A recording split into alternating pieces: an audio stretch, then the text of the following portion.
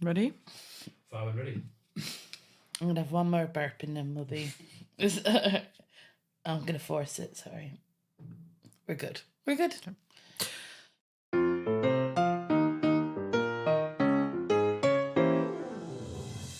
The Spontaneity Shop presents The Guilty Feminist Watchers, and just like that, the Sex and the City Rehill, with me, Deborah Frances White, and my very special guest, Alison Spittle. Season 2, Episode 5, Trick or Treat. Okay, so, Alison. Yes. Thank you so much for joining us. A quick recap. In this episode, Carrie almost kills a man and then refuses to leave until he kisses her. Classic Carrie. And she proves that whether stationary or moving bikes in this world are fatal for men. Oh, no. Potentially. Miranda realises living with Shay is awful, what we've known all the time, and she moves in with Naya midweek. Shay punishes her by saying, "We'll do it then." Charlotte's Kid Rock gets a modelling job and Harry behaves like a madman. LTW throws a costume party and remembers to invite people this time. Her husband behaves like a madman. Seema dates a man who pumps his penis up but objects to her solid gold vibrator on the grounds that it's too loud and not cool. Oh, we beg to differ. A solid gold vibrator in a drawer, a pristine drawer with nothing else. Drawer. No bits of tissue. She didn't have to blow dust off it or anything. No. Like, there was no. It was it's straight in. It's under a novel and around the back, and there's a book light. And where is it? You know, she's got the cleaner on that. That is cool. You know. That is absolutely cool. It's not the first time we've seen a goodie drawer in Sex and the City. That's a well-established trope of Sex and the City. And so that is what happened in this week's episode. So how have you been getting on with this series before we begin deconstructing this puppy? Come to the realization that I actually like this show, and I felt compelled to watch the show last time. The last season, I was like, how bad can this get? And I would cringe, and it would be like watching... it would be like the way I would watch Celebrity Big Brother or Geordie Shore, and it would be like, I'm looking at the worst of humanity here played out, like, you know. So that's the way I was with and just like that. But this season, I just have to admit to myself, maybe I like it and maybe I think it's a little bit good. And I love the way in your recap as well, you said Charlotte's Kid Rock very quick. And I was like, oh, Kid Rock, is he in this? No, Charlotte has a kid called Rock. Rock, yeah. But it does sound a bit like Kid Rock, the actor. It does. Yeah. I'd love to see him in just like that. But yeah, I do. I think I like it. I think maybe the episode before this one was when I kind of realised I liked it. And it's kind of, it is doing that thing of, when I watched Sex and the City back in the day, I wasn't sexually active. Now I'm watching it. Now and just like that, and I am. So I'm kind of getting the Sex and the City experience of watching something and going, oh yeah, you know, like I know people have been through that or I've done that or whatever. So I'm not saying what, but like I am enjoying it. Well, I will say that this season has become more sexually active. Last season was sort of sexually flatlining. Yes. And this season is active. There's old storylines, and I have to say, this episode, while not vintage Sex and the City by any means, it did have echoes. It did start to feel like its old self. It's like it's coming around. Somebody's got out the... what do you call the Packerwackers here in Australia? They're called Packerwackers. Wait. Hold up. Packerwackers. Yeah, because Kerry Packer was needed them, and he paid for every ambulance in the country to have them. What do you call them? Babes. You put them on on people if they've had a heart attack in an ambulance. They go chung chung. Oh right, okay. I thought this was a sex thing, and I was like, and then this dude needed them every. So yeah, the little plasters, isn't it? That you attach to the chest? No, the things that you put on the chest and go bang bang, and you put them together and you go clear, and then that's right. Yes, I don't know what those are called. I don't know what they're called either, but let's go Packerwackers. In Australia, they're called Packerwackers. Yeah, so it's like someone has put the Packerwackers on the show and slightly, I feel, brought a little bit back. So let's look at those storylines. The first one, let's look at Carrie, and I'm going straight in with an Easter egg here. Oh yes, because George is the man who unaccountably can't use his bike brakes. Yes. As he's coming towards her, he's shouting, bike lane, and not braking. I know, he's one of those pricks. You know, one of those cyclists. I mean, as a cyclist myself, but there are a certain type of cyclist that thinks that they own the road a bit. So, yeah. He came off worse because she, to be fair, was in the wrong, but I Was still she in think the wrong that much? I think she was a little bit in the wrong, but he should have slowed down when he saw her coming. Just Yeah, common he sense. was coming up to a junction with people crossing the road. Yeah, I think just shouting bike lane isn't as good as using your brakes, mate. But look, if yeah. He must have known, though. Do you know what my Easter egg is? I have a feeling. Well, I've got a slight Easter egg about him. Yes. The guy who plays that man is Yes. Marissa Hargitay's husband, who is the main lady in Law and Order, and the daughter of that woman who died in the 60s. This is very Easter eggy, but Arnold Schwarzenegger played her husband in the telenovela of their life. Do you know who, like a famous blonde-haired actress? She died in a car crash.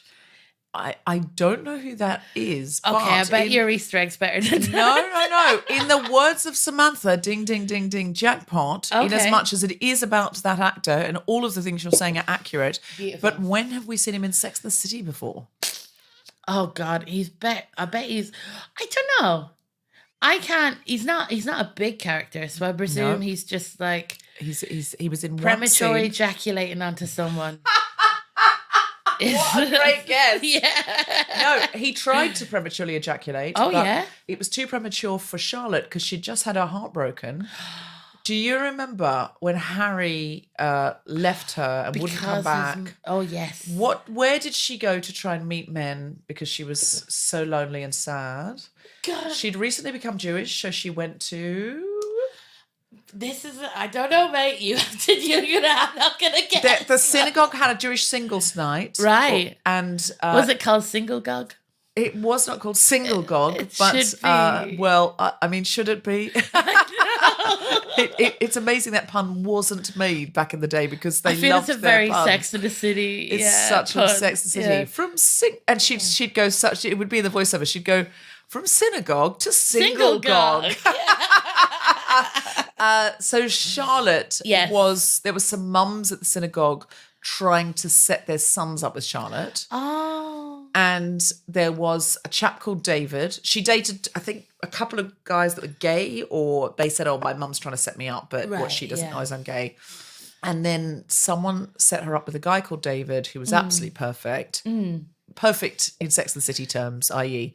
good looking, rich, went to the right university, you know, just the very narrow limitations of one Sex of and the these are, City, like, and especially perfect. Charlotte. He was the perfect guy, but he might as well have been, you know, chopped liver. What did he do? He wasn't Harry.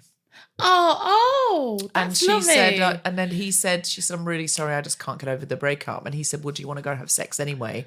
And she said, no, I'm okay, thank you. And then in walks Harry. Do you remember? Oh my God, that's so beautiful. Yes. And Harry walks in, gets down on one knee and proposes to her in the middle of the singles night. And I mean, that is Yes, cooking. That there were- Harry's. and there are women in the corner going, oh my God, I'm definitely coming back next week. I think you got to choose your places to propose, and I feel a singles night is insensitive. I think quite insensitive. It was rude to the others, but Charlotte Loved it. Yes. And so David was somebody who was a hit and miss that time as well. And he was a hit and miss in this storyline. Yes. Because Carrie, what would you do if you felt responsible for someone else's accident? What would I do? Would you take them to the... I would take him to the hospital. Yeah, Yeah. 'cause- I mean, look, come here. You're asking me. I'm a pushover. So I would I'd take him to the hospital. I would do from- errands for them. Probably a hand job. I don't know.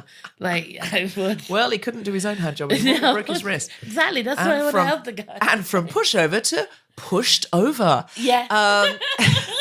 So Yeah. he could no longer do what the young people sometimes call a wristy, because he had a broken wrist because he'd unaccountably not used his bike brakes and not wanted to run into Carrie Bradshaw. When he had that attitude with Carrie at the start, I would have been like, I'm afraid of you. He was a bit aggressive. He was I quite know he was in aggressive. pain. Yeah, I didn't. But- I mean, they sometimes do that in Sex and the City. They have these men that are kind of like, ugh, it's a little bit of hard-edged. And I think They it might be always- TV shorthand for we're having a rom-com clash. Totally. But then she thinks he's broke because a very aggressive man calls him and goes, "Where's the deck? It's due in 2 days' time." And I was like, hold on, mate. 2 days' time? Yeah. Who rings their partner?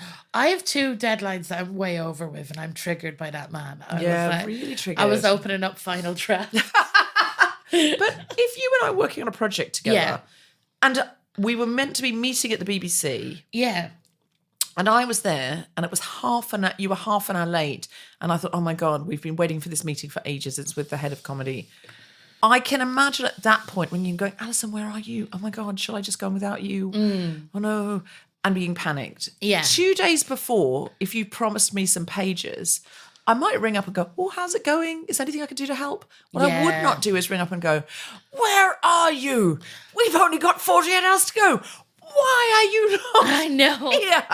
And then he says, I'm in urgent care. And he goes, this is urgent. If you said to me, actually, Deb, Yeah. I'm in A&E. And I went, A&E? You lazy bitch. Get a bit of R&R A&E, are you?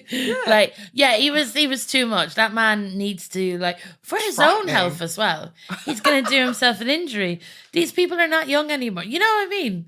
Like, I think if you're that stressed all the time, you are going to get yourself done in. Like, that man needs to cop himself on, as they say. Do they say that? The Irish do. When I mean they, I mean we. yes, we say, yeah. No, it's just it was way too stressful. But then, like, talking through this, so they go to the A&E. He's calling, and then the man is surprised that Carrie is still there at the end, and it was interesting the bit where, you know, they were doing out the form, and I was like, this would never happen. But I see why they did that then, because she remembered his address. And That's turned quite up in the romantic. suit. I think for a TV show, Yeah. we can suspend our disbelief for long enough to go, oh, she's found out his name, his age, I know. everything about him. But she thinks that he's broke because he's desperate to sell an app because he's very strange, slightly emotionally abusive partner rings up and Yeah. goes, what the hell are you doing lying around in urgent care when you should be hitting a deadline in 2 days' time? Yeah. Madness. He then comes back out. She thinks, oh, no, he's broke because he can't, his credit card gets rejected or whatever, and he has to put another one. When his credit card got rejected, do you think she should pay at that point? Because she's a multi-millionaire. I did. And she knocked him off the bike, Some actually. soup. Can you imagine if Elon Musk knocked you over and then he came over with 3 bowls of soup? Can you? Would America's so litigious. Yeah, I would yeah, think yeah. you just go, but I think maybe that's because she referenced I don't want a lawsuit. And in America, if you say, don't worry, I'll pay, he can then go and say, look, evidence that she was at fault. She paid. Right. That's interesting. And also, like, the other thing about this was that, like, she brought over the soup to him, and the way that, like, when we're talking about suspending our disbelief, I mean, I love watching TV. I love watching Sex and the City because it's kind of not realistic. But what would be realistic to me is, like, that he would get knocked down, they would swap information, and then he would kind of get angry over a series of weeks and maybe internet troll her or something. Like, I'd love to see, like, Carrie get... that was a joke, by the way. Sorry. You were like, yeah. And I'm like, I was thinking of storylines. I think, Alison, you should be in that writer's room. Oh, but it's That's very hard to modern. depict, isn't it? Like, just some guy going, you bitch. Like, typing it down. But I love Sarah Jessica Parker. I think she's a fantastic comedic actress. But I don't like watching her kiss people. I felt there was no chemistry between them. Like, yeah. I used to think I think she had chemistry with both Big and Aidan. Yes, but that's true. Berger, for reasons known only to myself, I watched a couple of episodes in preparation for this while I was doing a deep dive. And the old show, yes, it's dated and Yeah. all of that, but my God, was it artfully created. The strands and the pickup and the drops and things you didn't even notice the first time. It was a HBO show. It was It is, so good. It's so It was good. so good. I think it's filmed really nicely. I feel like I'm getting quality. I have to just admit, I like it. I think it's well made. I think some of the writing's a bit dodgy. at times, but like it's improved so much. We have to give it an A for improvement. For this episode. I have And to say the bit where she's typing and then he holds her wrist and then they start kissing and then like the dude comes in with laundry and he's like, "You're a month over with your..." Who is this man? What kind of relationship do they have? it's so bizarre. He lets himself in. He lets himself in with the washing and then like sees, if I saw my mate kissing someone on the couch, you'd be like, "Oh, sorry." I would drop off the thing and get out. Like, I would get out. And you might say to your partner, like, text and just go, "Oh, just checking in on, are we up to date? And I'm just a bit worried because you've now had an accident and is there anything you need me to do?" But just to go, "Dude, what are you doing?" I know. It was awful. That man, he needs to get out of that relationship. And Carrie ends up, the joke is sort of Carrie ends up like, you're really already married to your business partner. Yeah, but she should be helping him out. Yeah, if you were married to that person, if that genuinely was a marriage, you'd be very, very worried about that person. Let your business partner come. He's very stressed. Why are you blocking him? Why, like, he's dropping off his laundry and then he's like, "No, you can't continue." Yeah, anyway, I think he's dropping off the dry cleaning to show that he's really like a wife or a husband to him. He's a multi-millionaire, and I'd say that's like, it gave me an understanding of billionaires now and why they want to kill lions and do all this like weird stuff like cannibalism and stuff. It's because they're highly stressed. There's some people shouting at them constantly. Yeah, maybe, and they just don't know what to do anymore, so they have to do something far out and outrageous because they've done all the normal things. Exactly. But did you like his place? Like I mean, typical Carrie. If I knocked a man off his bike, even if it was a bit his fault, which I think it was, he would not have that palatial penthouse. So typical Carrie, she can only run into rich men. Oh, she just trips and falls into rich dick all the time. But as rich as that, as you put it, dick. Yeah. Sorry to be Charlotte, was. I did not like his place because he had very high windows that were not, you couldn't see out of. And it was like an aircraft hangar. I didn't like that place at all. If I went there and brought a man soup and said, "I'll help you," and he had windows that high, no one could see in, no one could see out. And it felt like if you screamed, no one would hear you. Oh, and then he touched my wrist like that. I would be running. Would you be running? Yeah, I would run. I felt very uncomfortable. I was like, yeah. I was like, he's like such little wrists. I was like, okay, you're gonna eat them. Like I didn't like. I like was an hors d'oeuvre. These little wrists. It was given very Free Men and Little Baby, like 80s massive flat vibes. Yeah. It was. I just didn't like the no natural light. If I'm going to have an opinion on the real estate. So eventually she says, "Look, you're really married to him." He says, No, it's more like Lennon and McCartney. And she says, "That makes me Yoko." And I feel like they had a few zingers and absolutely, she was given great old school lines this week, like old Sex and the City. Her acting, the bit where they're on the bed and they're going to have sex, and once again, cock blackitis rings up. Cock blockamus or whatever this man is, calls up, and I do love the touch of like, you know, constantly on the video phone, but she's there beside the phone and she's trying to be quiet and slips away, and it was really, really funny and I really enjoyed it, and I was like, this is giving good vibes. Yeah. This feels like old school Sex and the City, but with modern touches. Like absolutely, you're sitting there next to a FaceTime and you're trying not to be seen by it. God, I sound so old saying video phone. Video phone for the children listening. FaceTime. That's FaceTime. Miranda. Now, Miranda, let's go there with Miranda. Miranda and Che and Miranda. I don't know that the writers know that they are writing what seems to most viewers, I think, from really the internet, like a really narcissistic relationship. Yes. But in this one, like, yes, Miranda gets up and annoys Che, but Miranda's going back to her home to make her kid breakfast and says, "Well, Brady won't get up unless I get him up and he's still at school," and all of that. Fine. We get that. But then Che is up with her friends, and fair enough, that's her lifestyle, but till 3 a.m, but like really loudly, "I haven't got any papers," and not playing video games or something. I have any papers. And I'm like, imagine? I think maybe one of your 6 mates who've been smoking weed with you all night might have some papers. And if they don't kick them the fuck out, they're leeches, not bringing their own, papers. Their own Rizzlers. Yes. I'm sorry for swearing. I get very passionate over this.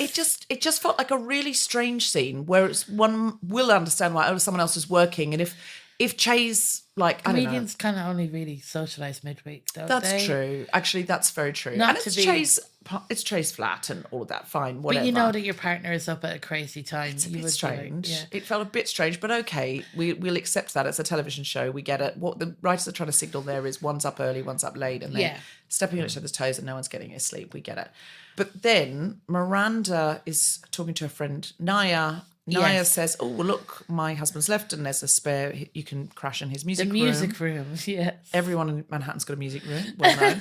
Or maybe Brooklyn, I can't remember. I think maybe Brooklyn because they lived in Brooklyn. Put a sleeping bag on a set of drums and just... She's looking for a second-hand single bed, Yeah. et cetera, we get that. And she says to Che, hey, I might crash at Naya's so as not to, disturb your sleep and not to get my sleep disturbed. Che's reaction is, oh, sure, whatever you want. And I thought, oh, that's uncharacteristically nice of Che. And then at the first opportunity, when Che's feeling emotional, goes, why don't you go and stay at your other place and actually don't come back? And for me, that's a real narcissistic move, which is, oh, it's fine. You want to stay somewhere else? I'm not going to stop you. Ooh. And then it's like, oh, I'm feeling a bit low tonight. And clearly they're about to go to bed. Why don't you go and stay elsewhere? And she goes, oh, I understand. Okay, I'll see you tomorrow. No, I'm going to need a few days. That's interesting because the way I saw it was, so Che gets, I think, tortured like by being in. Well, number one, why would you be in a room that's beside? What did they call it? The thing where Testing. There we go. Would you do that? Would you be in the presence of the public while they get asked about you? Like I don't feels believe like people do this. that. Che's manager is shit, and is Well, you brought this up to psychologically- me in the week. You literally Yes. texted me before this to say, does Che have a manager? Yes. Where is Che's manager? And Where then is this Che's week, manager? what did Che say? They said, my agent's even going to be at the testing. So clearly they do have an agent. So I nearly texted you, go, Alison, They have an agent. they've got an agent, because you texted me and went, where is Che's agent? Could you unwrap for our listeners why you are worried about why Che doesn't seem to have an agent? But because like in America, it's even so in Britain you have agents, but like the American comedians I've talked to, they have agents and they have managers, and the managers are for like the planning of the long-term career, and they're there to like kind of just help. Well, they're there to take money and help and like strategy, absolutely strategize. And as like I've had agents, and different agents have been sitting with me for some events that I do, and they check in on me and see if I'm okay. And like if they got bad news, they'll give it to me on Monday rather than the Friday, so you can have like a nice weekend or whatever like that. And it seems like Che is getting like, why isn't Che discussing this with their manager, like such as Tony Danza's character being changed from Irish to Italian, or what's the other thing about this?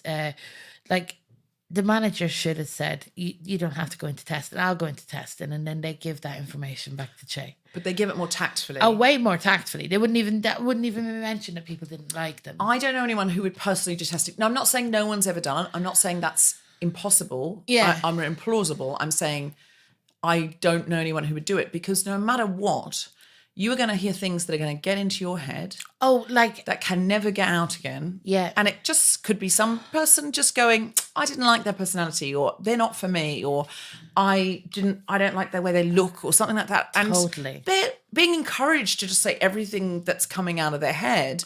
Yeah. And they might not be a tactful person, or they might be a racist person, or we don't know if they're queerphobic, or so you wouldn't, especially a non-binary person, I just don't think they would sit and listen like that. But okay, it's a TV show. We want the most dramatic scenario, so let's say they do. I was talking to Jessica Regan, who did this podcast last week. She said to me, my God, I think this was the Sex and the City writers writing us talking about Che, because they've looked at the internet and seen what we've been saying. I think this was a direct communication with the viewers. I enjoyed it. Like, I enjoyed it.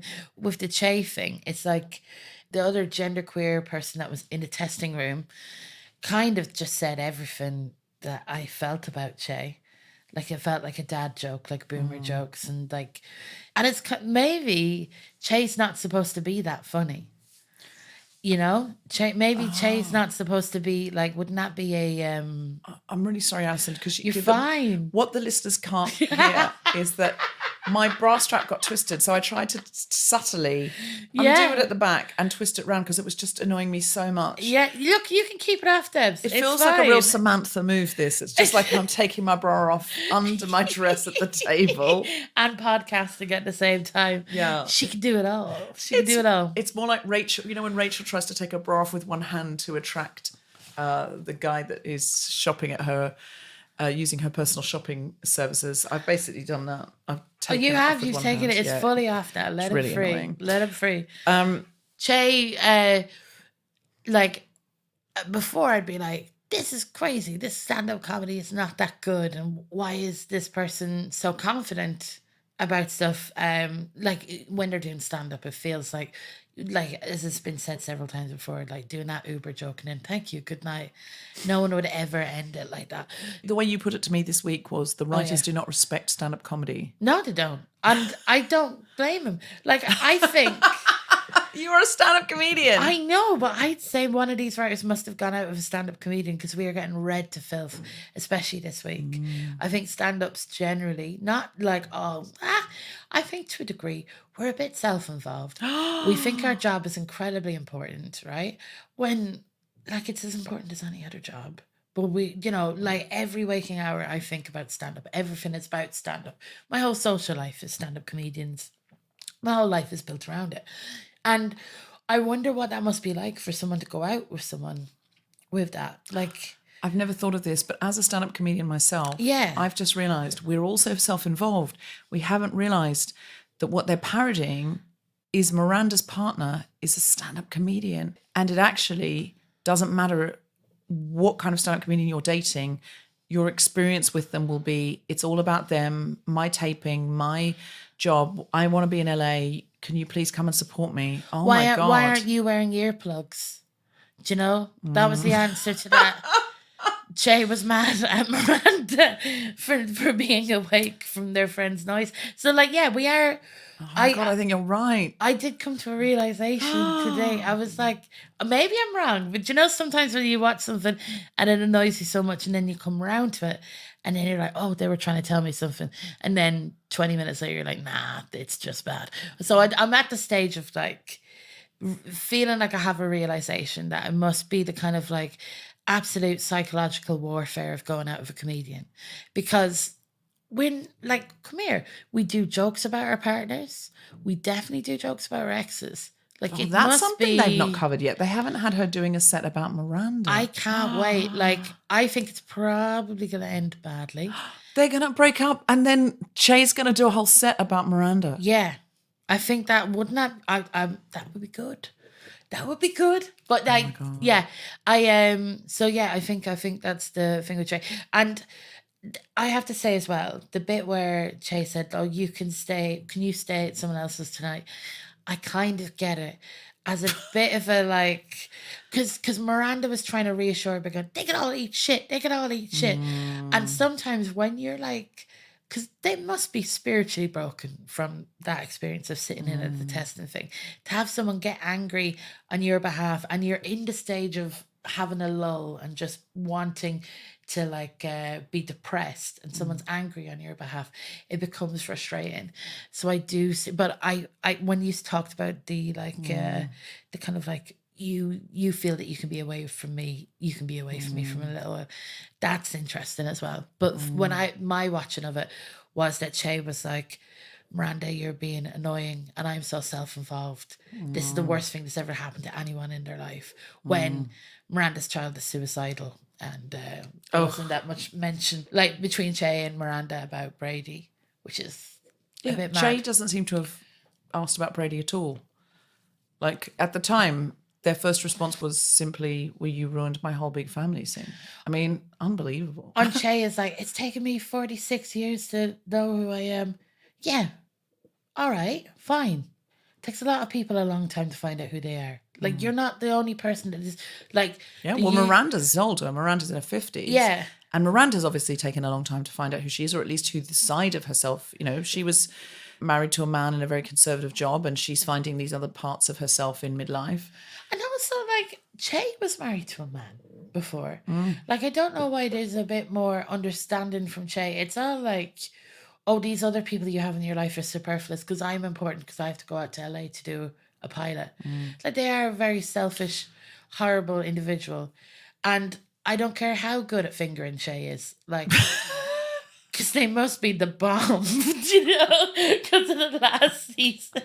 The only joke, because other weeks I've gone, oh God, because I found the Are jokes you going to tell bit, it? Okay. but the currylingus joke, I just was like, no, I didn't like it. The currylingus made my vagina crease upon itself. It cringed. Oh, God. Have you ever cringed in your fanny? Because I did. My ovaries rolled up, everything.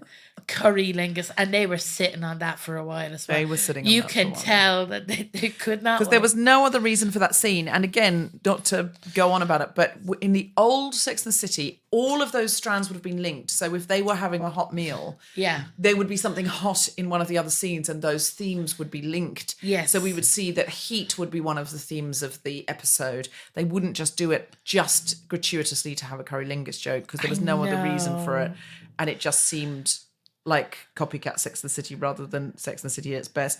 But it is getting better. It is. Charlotte's Kid Rock, not Kid Kid Rock Rock. the actor. Kid Rock coming at you. Charlotte's Kid Rock Charlotte's Kid Rock. gets a modelling job. Yes. And Harry behaves like a madman. We've got a lovely Easter egg for you there. Beautiful. Season 4, episode 2. Do you remember when Carrie is a fashion roadkill? Carrie becomes a model for an episode. Yes, and she's smoking in it and stuff. And is that one? No, it's a different one. It's the one where I don't remember her smoking in it, but she has to walk. She's one of the real people walking in some high fashion show. Yes, yeah. And they're all excited to see Carrie walking in a fashion show, and she's made to walk in her pants in the end. Charlotte, in that episode, says, I was a teen model when the Ralph Lauren store opened in New Haven. Oh. And Miranda says, okay, it was amazing that I could keep my lunch down just now. Now, this is an Easter egg that's just about me. Sorry to be a stand-up comedian. No, go. And I will say, I identify as much as a podcaster and a writer as I do as a comedian. So I feel I'm only a third as bad as Che. You'd have to ask my husband, but... I think Che is a very exaggerated form of... But it is essentially the essence of a stand-up comedian. I've just understood what they're parodying, and I've never seen it before, and it's... You're 100% right. Some of those writers have dated stand-up comics. Yeah. And that is what they're doing. And they did not have a good time, I think. Yeah.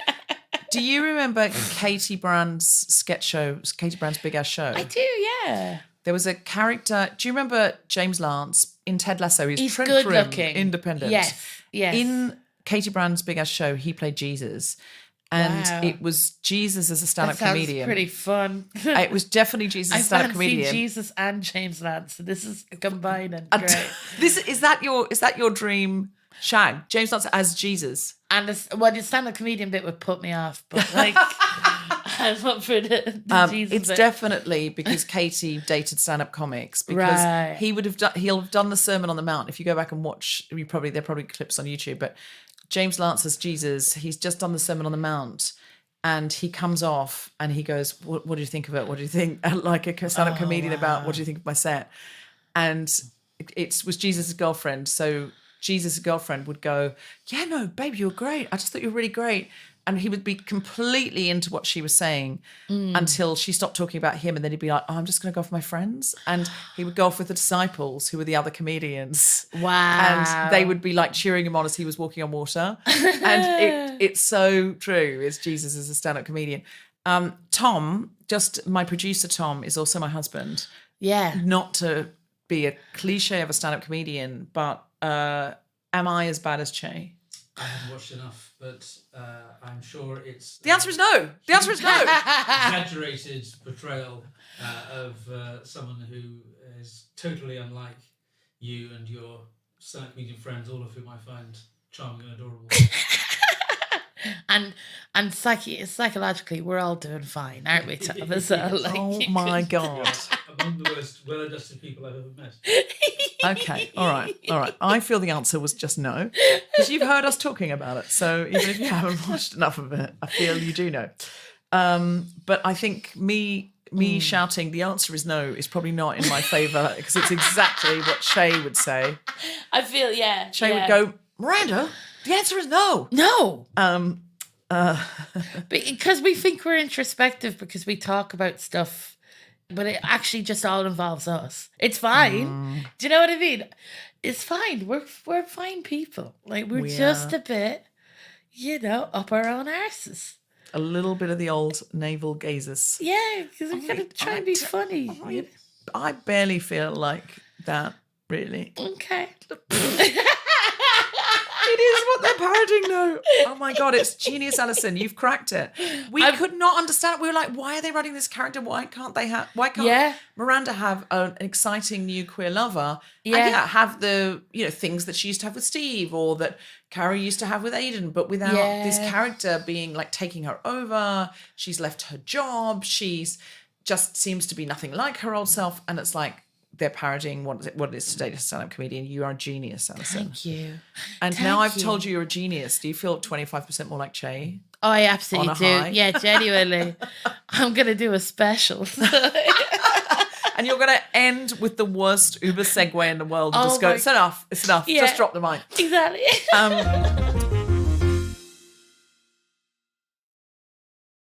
Hello, Guilty Feminists. It's Jessica Regan here, just jumping on to let you know of a couple of upcoming dates for our brilliant communication workshop, Big Speeches, which takes place online. The next date it's happening is Sunday the 16th of July at 10:30am. Then we have one in August on Sunday the 6th at 3pm. And then the last one of our summer season is Sunday the 3rd of September at 3pm. If you would like any assistance, help or development with communication, public speaking, confidence, charisma, all that good stuff, to take place in a joyful, supported environment, please do sign up for a place on our workshop. Go to guiltyfeminist.com/big speeches to secure a place now. I hope you're having a brilliant summer. Hello, Guilty Feminists. This is Deborah. We're recording more live episodes, and you can come and see us at King's Place in London on July 24th, Soho Theatre on the 11th and the 12th of August.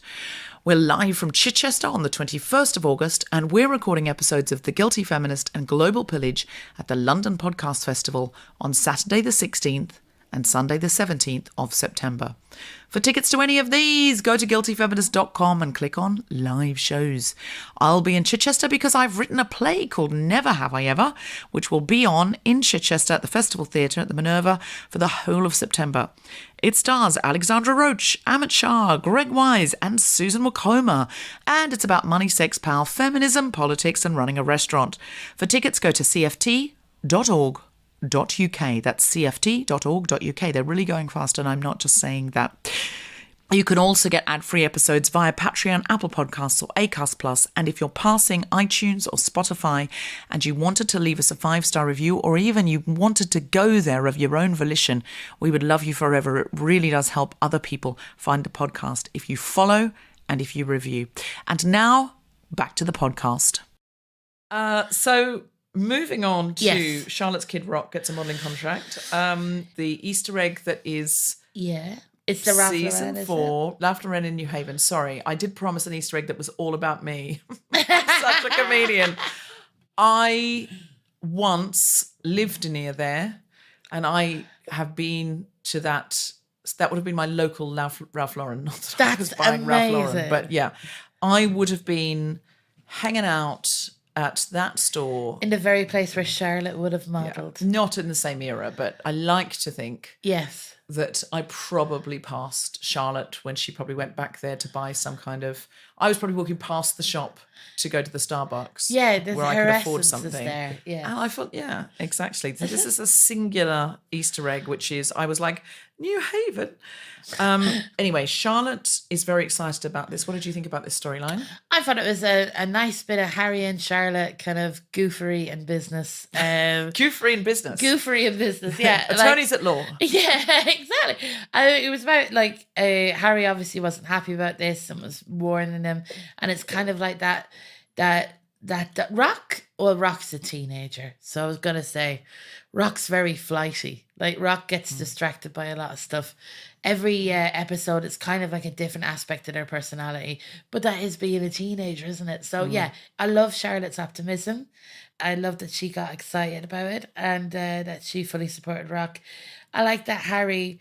So Harry used his costume from the Halloween party to go undercover, and then talk very inappropriately to a man. Very inappropriately. Oh my God! If I was that man, I would call the police. 100%. I'd be like, what are you doing in a room with teenagers? You need to leave, sir. You know. So if you didn't see it, and you're Yes. just, some people I've discovered are only watching it through listening to us. Wow. So just to fill you in there, Yes. they've been to a big Halloween party. Harry, Yes. who's normally bald, has got like 80s hair. That's his one part of his costume, and he wears it to go incognito so his kid doesn't see him. And he swaggers in with the swagger of a man who looks at teenagers inappropriately. He Like, really does. he really went with a into- wig, with an obvious yeah, wig. Yeah. And what does he say? I don't know. I was like, hey, he's like, how about them kids? I don't know what he said. What So did there's he a green say? screen behind all the kids because they're all Yeah. doing modelling poses and they do it in front of a green screen. They're so they can jumping put on a whatever in the trampoline. It's background. lovely. Exactly. And Rock's jumping on a trampoline, looking like a tweeny teen that they are. Yeah. And Harry comes in and says to the guy who's on the computer, what are they going to put on that green screen? Some sexy stuff? Some dirty stuff? I know. Like what would they put The on guy that? turns green around and goes, I don't know, but this is a family shoot. There's kids here. What are you talking about? And he goes, okay. And then Charlotte goes, Harry, you better get out of here or you're never going to be fun dad again. And I'm like, that's the least of it. You're going to be arrested as a paedophile, mate. I know, but that would have been a longer episode of Harry using his law powers, going like, "Please, it wasn't me." Well, Ralph Lauren himself comes out and goes, "You're disgusting." That's the only way I do a cameo is to denounce a pedophile. Like, it's great brand. I quite like Charlotte was there in head to toe, vintage Ralph Lauren. Yes, And when she she was said, on the I great haven't, I've worn Ralph Lauren since I was a teen model. Yes. And the woman looked at her like, I don't think you should be boasting about being a model. And I thought, I would say, oh, that's so sweet that you were a teen model. And now miss your you there. kid's a teen model. I thought they were going to make Charlotte model with Rock. I thought that was going to be a little to that go would've like, been it's a nice lovely. little story. But yeah. Oh, that would have been really nice. Yeah. But Rock might have been annoyed by that. But then that would have been, yeah. I think that's a better turn than their dad creeping around like getting a paedophile. arrested. Yeah, I know. Like a paedophile slug. He was. And to be fair, the dad was Harry was somehow obsessed. This photo shoot wasn't real. It wasn't on the up and up. Yeah. A guy came up to Rock in the park and said, hey, do you want to be a model? Here's my card. So I understand why any father would be concerned. Totally. But then when the mother checks it out and says, it's fine, it's Ralph Lauren, I'm going with them, that's the point at which Harry either says, I'll come too, just absolute belt and braces, I need to feel safe. Yeah. Or says, I trust you, Charlotte. There is no third world in which he turns up in a bad wig and loiters around and goes, is there going to be any sexy, dirty stuff on that screen? This is what I love about Harry, you know. For the last episode, he's got his ejaculate sorted out and he's a new man. You know? He's sorry. I mean, I've always loved Harry as a character, actually. I find Harry's my man. Like if I was If you had to pick any of the men to be with, it would be Harry. it would be with it. Harry by a mile. You would marry Harry. I would do anything to Harry. Out of a lot of them. Probably Steve as well. I'd But, marry. Well, I think marry Harry, shag Steve, and Okay. kill Big. But that's been done for us. Yes. That's been done by the homicidal bicycle. That is the Peloton. theme of this whether moving or whether stationary. Bicycles are potentially fatal for all men. This is All what we're learning. men. All men. I thought it would be triggering for her to have a man. Me too. And to be in Dead on a hospital because bicycle. I'm Yeah. sure. And look, like, it's fine. So At this point, we need to talk about Lisa Todd Wexler, who throws Yes. Is it her party? I don't It's like a know what charity party party. that was. No, me So neither. someone thanked Charlotte for being there. I didn't care. Do you know what I mean? The point is, it was a fabulous big It was New a York costume fabulous party. big New York party. What we call fancy dress, well, the New Yorkers call costume party. And the joke was the girls hadn't really come in costume. Yes. Our three hadn't really come in costume. Yes. Carrie had come as Helen Gurley Brown, Never heard of them. a 1970s Cosmo. I looked her up. The other Easter egg that I found is last week, Gloria Steinem was in the episode. And we talked about how Carrie openly said she didn't vote. Do you remember when she was dating that no doubt water piss man. sportsy? Yeah, sorry. He was no doubt Republican. I mean, there was just nothing that wasn't Republican about that man. Absolutely. Including please piss on me. Including piss play. And including I'm going to dump you when you don't piss on me and say that you're a sleazy sex columnist. So we pointed out last week that, she wasn't political, but what she said was, Gloria Steinem, I've admired you my whole life. Guess the Easter egg I found. Guess. Oh, this is hard. So is it something from Ms. Magazine or something? Or No, it is an episode called Attack of the 5'10" Woman. right? Carrie's invited to a writer's lunch where Natasha is going to be. Natasha's already married Big. Yeah. And when she gets there, she says, can you see Natasha? And she says, no, but Gloria Steinem's here. And Wendy Wasserstein being a playwright. Oh. And I was like, oh my God, she's been in the same room as Gloria Steinem before, but she admired her work so much. She didn't go up and say hi to Gloria Steinem. She sat around sulking that her ex's wife wasn't there, so she couldn't show off her fabulous new dress. And swear to God, Samantha comes up and makes a college peer of Natasha say things like she put on weight at college and she had a shower with a man and just like awful, the most unfeminist things you could imagine. And Carrie was like, this doesn't cheer me up. She's still better than me. And I was like, oh my God, Gloria Steinem's literally in the room. Oh and my you gosh. are finding ways to obsess about and actually say really unfeminist things about the current wife of your ex who you're obsessed with. I mean, that kind of makes me respect Carrie. She's got skin in the game. She is a Che in a way. I really wanted her to say to Gloria Steinem, I've been at a party with you before, but I didn't say hello because I was so obsessed with my ex's wife. That would be, but Carrie would never remember it that way. She would not. But I thought that was as well to reference. What a beautiful Easter egg, a googie egg. Absolutely, I yes. found it in watching. I did a Soldiers. little bit of archaeology this week when I needed a break from work. Yeah. And I watched an episode just to sort of chill out. And I was like, oh my God, Gloria Steinem was being mentioned. And I also saw that she, not only she's admired Gloria Steinem all her life, not only did she lie to Aidan about her abortion because she was embarrassed by it, she coined the term a woman's right to shoes.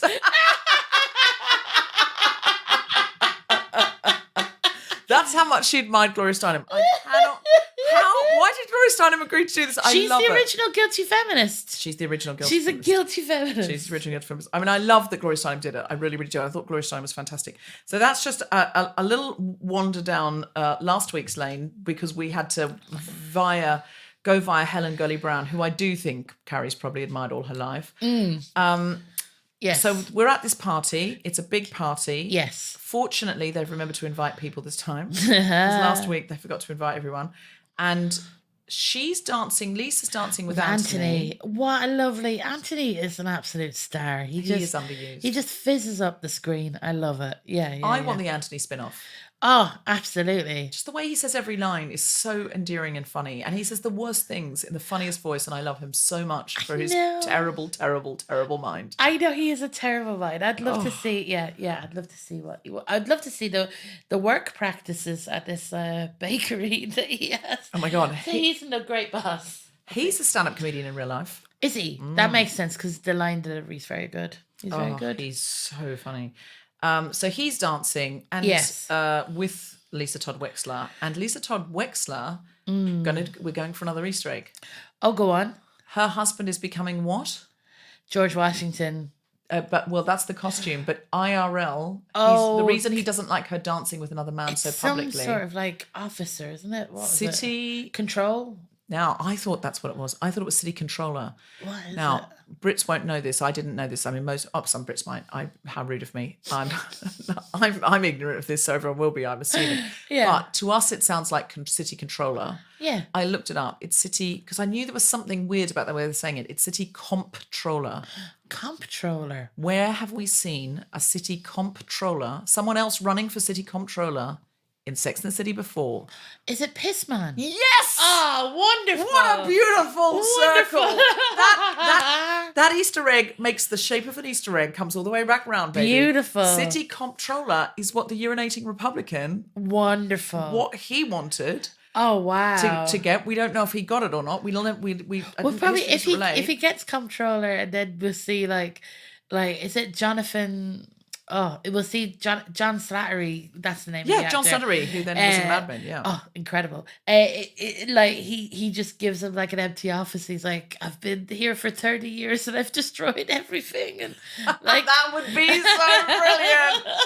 That would be so brilliant if 20 years later the old comptroller Yes. was leaving and the office smells strangely of wee. Wouldn't it be? Oh, that would be That's a strange smell in here. Why is there loads of newspaper? There's a lot of linoleum around here. Why is there? I'd forgotten in that episode, the twist in the tail of the episode where the man running for city comptroller, Yeah. John Slattery running for city comptroller, asks her to pee on him, is that she does a piss and tell column.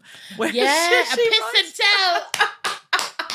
Except she doesn't piss and tell, she just tells. Oh, beautiful. Stick a fork in you. That's got piss and tell. Yes. Oh, yeah. So Wonderful. my Che-like ego of being a stand-up comedian who's come up with a witty turn of phrase is just, I'm exploding. I'm just going to shout at you, get out of my house. Exploded. Oh my. So Christopher Jackson, who plays, is it Herbert? Is that his name? Herbert, yeah, apparently. He's in Hamilton. And he plays George George Washington. Washington, of course he Hamilton. does. I've There just we realised go. where I know him from. Oh, Oh my that's an God. organic egg. How That did is- I not see it? I did think I feel like I've recognised that image of him in that costume. Yes, yeah. So when he crawled across the bed, I was like, wait a second. Yeah, he's George Washington. And Here comes the general, the pride of Mount Vernon. oh, Oh my God. and what a hottie! Like, yeah. What a hottie. They've got they're a lovely couple. I don't mind that they're in it for about 2 minutes each episode, and I'm like, I'm gonna see you be sexually active and be happy. You They know? are the sexiest couple. They're the hottest couple in the show. Yeah. There's no question. Yeah. I mean, how beautiful is that woman? But Oh. I knew him from somewhere. Yeah. I couldn't figure out where. I didn't bother to IMDb. Of course. And there was the big hint. There he is, dressed as George Washington. It's a big old in joke. Yeah. And I literally see him dressed as George Washington. He comes and he goes, the British are coming. And she I says, know.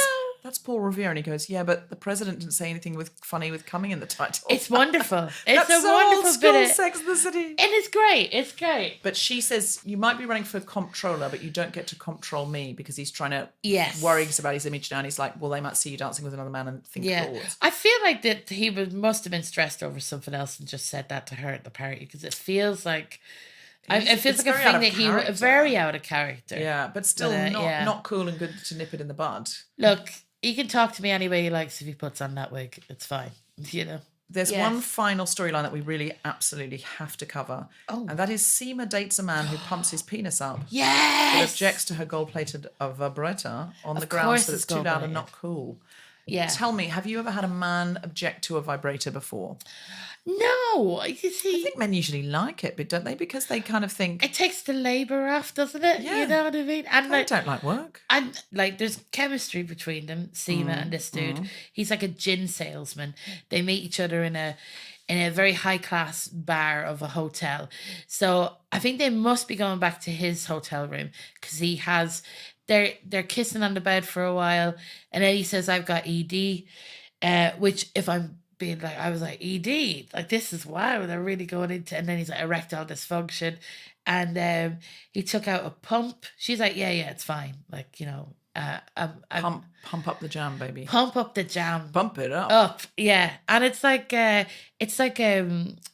what are they called? You know those people around Camden who wear like top hats and goggles? Steampunk. It was is like a quite very steampunk. steampunk contraption that they had.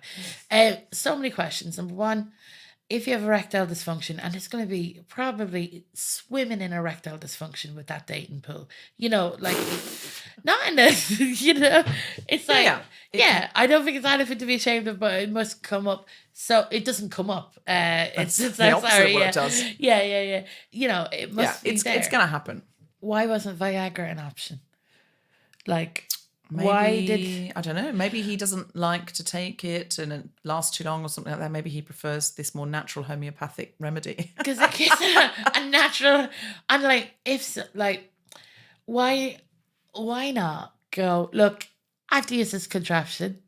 I'm gonna go into the bathroom and just do it, and I'll come back with an erection, and it'll be job's a good one. If you can just like wait to, you know, give me 2 minutes, let me freshen up, so to speak. You know, But then if you heard a man in there, go. with the pump, I quite liked the fact that he just said, it's no big deal. This is what I have to do, and I'm going to do it here. I know. I think probably the polite thing is to say, would you rather I did it in the bathroom and you can, you know, get yourself ready? I can imagine. And that would be a great time for a vibrator. It's like if she'd said, you use yours and I'll use mine. I'm surprised that she only took out the vibrator at that point. Well, she did say to Carrie, I always have to get myself off at the end anyway, usually. And that was the saddest sentence I've ever, like, that made me, like, it's just like, it's not the saddest sentence I've ever heard, but like, it made me, I know she's comfortable in herself and everything like that, and it's good to see people have sex, but like, if a man is coming, he should at least have checked whether it's okay that he can. Do you know what I mean? It's like, do you want anything done? I noticed you have. Yeah, or after he can come and then he can do the other things you can do. He should be like Clippy out of Microsoft Word and just pop up and go, I noticed you haven't came. Would you like some help? Is there anything that I could do? Could I help you in any way? Yeah. Like, you know, it seemed like... but sometimes you can get there and then want to get there again. Absolutely. Because once you're on a roll, baby. Exactly. Yeah. It's like stand-up comedy. You get one laugh and then you go. You get greedy. Until a big crescendo at the end. Greedy for orgasms, but maybe only if you're a stand-up comedian do you want so many. I don't know.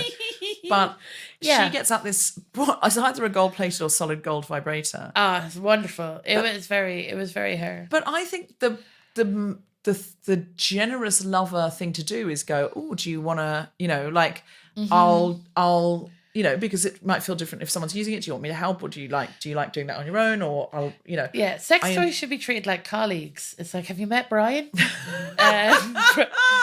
Brian's going to help us with this project, if that's all right. If that's all right, absolutely. Not Brian or coming in at the end. You're the boss of your own clitoris. If you want to bring Brian onto that project, all the other colleagues, all they can do is meet Brian and go, fair enough, we didn't know we needed anyone else, but apparently Brian's doing a takeover now. It seemed like a hostile takeover, but that's where we're at. So I felt his reaction was strange. Now, maybe some men feel like that. Easter egg. Have we seen a man object to a vibrator before on Sex and the City? I can't remember. Yes, we have. We have we? Samantha. Yeah, of course Samantha uses a vibrator because she has a partner who... Is it... I don't know. She absolutely adores. She's in love for the first time. They have a very small penis. Yes. And so she tries to bring a vibrator into the lovemaking. So maybe while he's in there, and she says she can't feel it. Another colleague. And so she says, can Brian get involved? And so she puts, I think, it down there. And he goes, and she says, I thought it might be fun. And he goes, what's that? And she says, oh, fun. He says, I think it might be more fun just with us. And turns it off. And I'm like, who are these men saying what you can and can't do with your clit? I just think it's sexy to have, you know, look, if there are any men listening, and I'm sure there are, it's no insult to your penis unless your penis can vibrate. It's a colleague, like, genuinely. But that nothing's going to feel the same as something vibrating. And unless your penis is an actual rampant rabbit, which means it can penetrate while vibrating on the clitoris, don't be offended. Yes. This is just technology.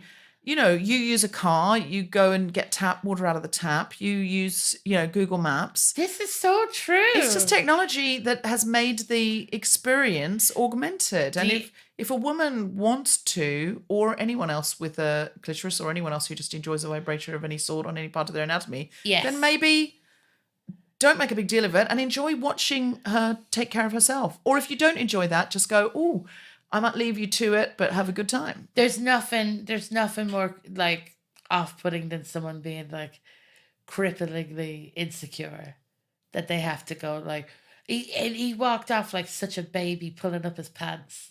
But I love that part of Sex and the City where you treat it almost like Aesop's fables, where you're like, Aesop's Yeah. slutty fables. Aesop's slutty fables here, the insecure man and the vibrator or whatever. And I'm always thinking like, how would I feel during this? And I think that's what I love about Sex and the City, and I think that's what I'm loving about And Just Like That, is always imagining myself in those scenarios and going, what would I put up with? What would I do? And it's definitely made me realize like I'm not as frigid, or I was always like, you don't really explore your sexuality, or people do, but I'm just saying like, I just watch stuff and I go, I wouldn't mind that, or I wouldn't be into that, or whatever. And it's great just to watch that on a TV show. Listen, if you've ever felt frigid and rigid, as which was actually our old comedy double act name when we were both Jehovah's Amazing. Witnesses and A Catholics. Catholic, yeah. A Exactly. Jehovah's Witness and a Catholic walk into a bar. Frigid and rigid. Yeah. And if you've ever felt like that, this is a great show to kind of maybe open up those particular windows and go, oh, I wouldn't mind going through there. Oh, no, that one's not for me. Totally. And when people are judgmental, like when characters are judgmental in it, just you're almost at brunch sitting with them having a sucking up hollandaise out of a shot glass, just going, I don't mind that, or whatever. Like Sucking up hollandaise out of a shot glass. that's what I feel I would do. You would be a great addition to the table, and listen, they're adding characters all the time. All the so time, many. yeah. It's like trying to follow the Northern Line on rush hour at the moment. It's like, who's and what they're going and then. Totally. Absolutely upset. But I really enjoyed this episode more than I suppose I'd enjoyed any episode of And Just Like That Yes. yet. One final thing. Did you Yeah. notice who directed this episode? Well, I do. It's Cynthia Nixon. Yes. She can do anything. It's very it was a very well directed show. Do you know the like Halloween party scenes? How do you direct and act at the same time? Like, who calls cut? Does she just go act and then go, right, we're done, guys. Thank you. I think she probably gets the first to call. She rehearses it, says where everyone should come in and stand, and directs the other actors for how you're feeling. She's already directed other episodes of this. She directed that Right. one in season 1 where they were in the park together, that I thought the checkered gingham tablecloth evoked Carrie's dirndl in the OG Sex and the City. You were so Sex and the City pilled. Like, there is no detail you don't know. Have you been on Mastermind? I would be so embarrassed to do Mastermind as a Sex and the City. You would break records. I genuinely You think would- you my would- lean class did Sex and the City season 4 and 5 as a mastermind. And I remember thinking, I think you've got to do the whole thing if you're doing a celebrity mastermind. But then what if you got every question and then in the general round you just fell apart? No, I can't remember names under pressure. Okay. I don't want to do it. I thought it was. I think it's a really good show. I love the music on it. I now go to the Spotify playlist of what's been on, and I look up different songs and stuff. yes. I think And Just Like That is good for that, and I think it looks good. And I just have to accept I'm a stan now. I think I was very much. Do you know what it's like? It's like being at a party, and you don't like the people at the party straight away, and you're like, this is shit, and I'm gonna leave, but you don't leave. And then eventually, after 4 hours, you just have to accept. There's a reason you haven't left. Yeah, you like the party. You're a dirty pig, like these other people at this party. I think I need to be a completist of the Sex and the City canon, because that I think why? I loved the original series so much. Yeah. And it was so influential and meant so much. And it's just so well constructed. And you just these it's so brilliant. I watched one called, I think it was called One. And it was Brady's first birthday, number oh my one. God. At the same time, Carrie is invited to get up at 1 o'clock in the morning to go and see an art exhibition with the Russian. Yes. Samantha dyes her pubic hair red accidentally. Oh, and she calls herself Bozo the Bush, and there's a clown with a red wig at the door. And when it's subtle things like when she goes to the Russian tea rooms to meet the Russian, she goes upstairs to a private dining room because he's so fancy, and she says it's very red downstairs. And we've just seen Samantha with red pubic hair, things like that. It was so light and so subtle, and everything was just woven together in so many ways. And when you look back on it now, you think there were so many more of those elegant touches than you even realised at the time. You would have to watch it several times to kind of see them all. But it was a show that was made to be watched again and again. But nothing I don't think this was is meant wasted. to be rewatched. This and just like that. It doesn't feel like it is. No.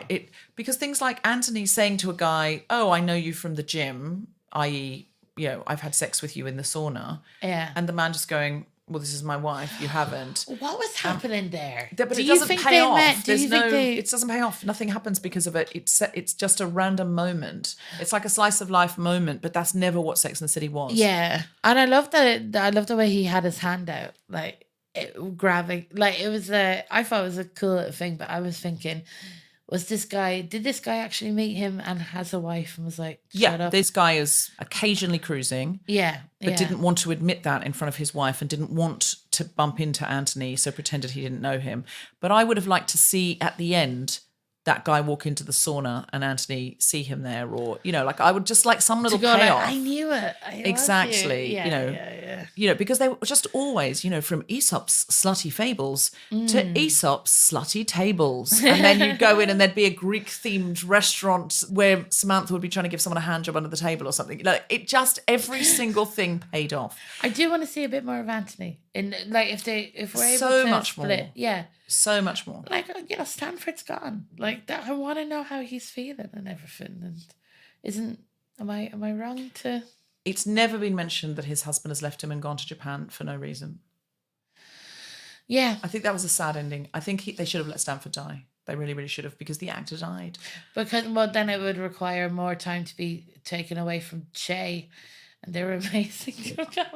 I mourn Stanford. I think the Yeah. actor was so wonderful, the character was so wonderful, and I want justice for Stanford, but I'm never going to get it. I would find Stanford's funeral more uplifting and more funny than any stand-up that Che has ever done on screen. I would watch it a million times over, and I Listen. loved Stanford. And just like that, writers, if you're listening, please, can you say that Stanford dies in Japan, and so that they have a funeral yeah, or memorial for Stanford, so that Alison can be uplifted, and we can I just feel we need to say goodbye to Stanford. Anyway, I thought this episode was pretty successful and really getting there, and a lot more fun than anything we've seen before. I'm so happy it exists. I am. I think it's worthwhile what everyone has done, and I'm enjoying it. So yeah. A friend of mine said to me, "I just love the way Carrie's dressing now." She said, those layers and those coats, she said, that's like something I would wear. And I said, and I couldn't help wondering, have we become more like Carrie Bradshaw, or has Carrie Bradshaw become more like us? Yeah. And in that spirit, Alison, I think Carrie Bradshaw made us like her. We all started, just doing a bit like the way you're dressed today. Yes. You might not be dressed like that if it wasn't, like that was just put into the ether. Whether you watched it when you were younger or not, it's just that sort of street fashion and stuff. It did influence talking Yeah. about sex at I brunch. want a necklace with my name on it. I'll get you that. Okay, there we go. You're And dressed that so is a coolly. contract, as we have heard with the hospital situation. Deborah's getting Thumbs up. yeah. But you're wearing, like, if it's okay to describe, Yeah, absolutely. you're wearing like incredible trousers with a graphic print, and you're wearing like a little orange crochet halter top. And that is Yes. very this season. Those halter tops are everywhere. They are, And yes. you've really rocked them. And I saw you actually. Mm-hmm. Someone put you up as a celebrity wearer of one of those. Oh, this Bo Bo Carter. Carter, yeah. She made me a lovely crochet top. Thank you, Bo Carter. Yeah. And everyone should have a look at Bo Carter fashion. because she's super ethical and makes it all, and it's gorgeous super stuff. great. It's very high quality. I've accepted that, like, I like clothes. I like wearing clothes. I like wearing different clothes. Carrie has good style. Carrie does. Carrie does. Yeah. I think we've become a bit more like Carrie, but as Carrie's got older, she's become a bit more like us as well. She's not now going out with like a scarf tied around her arm and then, a scarf tied around her head whilst sucking on a lollipop, And yes. So I feel like we've met in the middle. Carrie Bradshaw, we see you, we still love you. Yeah. Despite, it doesn't really matter now at this point. Just keep coming back. We're coming back for more. Absolutely. Absolutely. Alison, is there anything you came to say you didn't get to say, or anything you'd like to plug? Oh, I've got to plug my Edinburgh show. I'm doing a show called Soup. It's on every day at 1:25 in Monkey Barrel Hive. Please come along to that. I'm also doing a new metal karaoke night the last Sunday of the Fringe in Monkey Barrel at 11:20. Comedians are going to be singing Papa Roach, Limp Bizkit, just absolute dross from the early 2000s, late 90s, and I can't wait. And I'm trying to say, oh yeah, comedians aren't up themselves or narcissistic. I'm hosting a karaoke night. I do believe Che Diaz sang,